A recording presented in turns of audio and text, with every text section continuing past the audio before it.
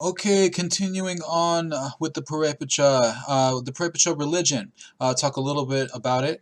In some cases, there are some similarities with other Mesoamerican civilizations in terms of religion. For example, their view of the world, how it's constructed. Okay, so like other Mesoamerican civilizations, the Purepecha believed that the world had its sky, the sky portion, where the lead gods came from.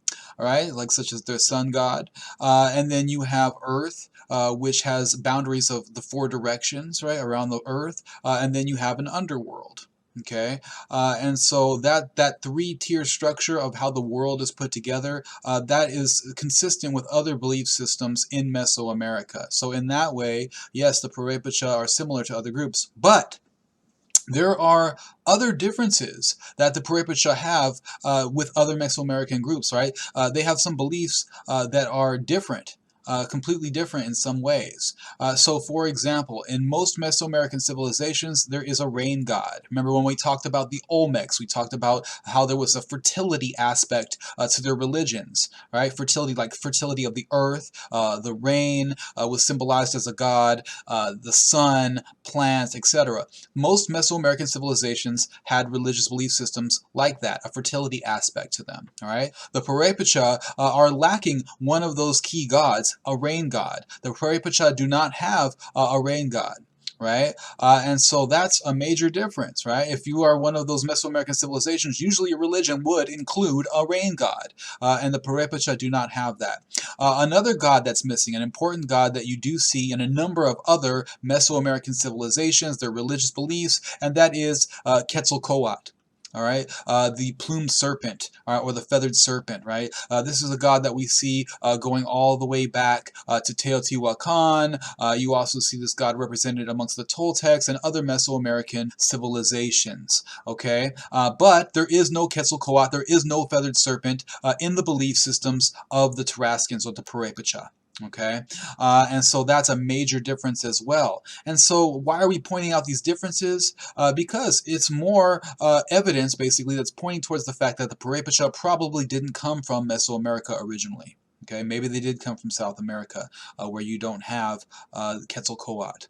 Some other important differences amongst the culture of the Purepecha. They don't use the 260-day ritual calendar like most other Mesoamerican civilizations do. And that's a major difference, right? We talked about how the calendar round was so important, that 52-year cycle. And this is basically how you live your life. Right? You consult the calendar. You look at the calendar. You are able to know what that day is like and how you should act in that day based on the characteristics of that day in the calendar round by using the solar calendar and the ritual calendar, right? But the Purepecha don't have the ritual calendar. They don't use it, right? And maybe that's because they come from another region. Maybe they are from South America, okay, where you don't see the use of that 260-day ritual calendar. They do have a solar calendar. Yes, the Purepecha do use a 365-day solar calendar, but they don't have the ritual calendar, which means they aren't using the 52-year cycle, the calendar round. All right? And the last thing, which is kind of an anomaly among the Purepecha, is the lack of ball courts. There are some ball courts that we find in their centers, but there's not nearly as many as you see in other civilizations in Mesoamerica. All right. Remember earlier we talked about the ball courts going all the way back to the Olmecs. This is a sacred game that was played, held, highly revered by a number of Mesoamerican civilizations, and you don't really see that many ball courts amongst the Purepecha. Right. So all this is pointing to the fact that they maybe are not from Mesoamerica because their culture is so different, their language is so different, right? Possibly coming from South America. All right. There's more evidence for that. Here are some highly pixelated maps of the Tarascan Empire, right? Sorry that these are so pixelated. It's the best I could find.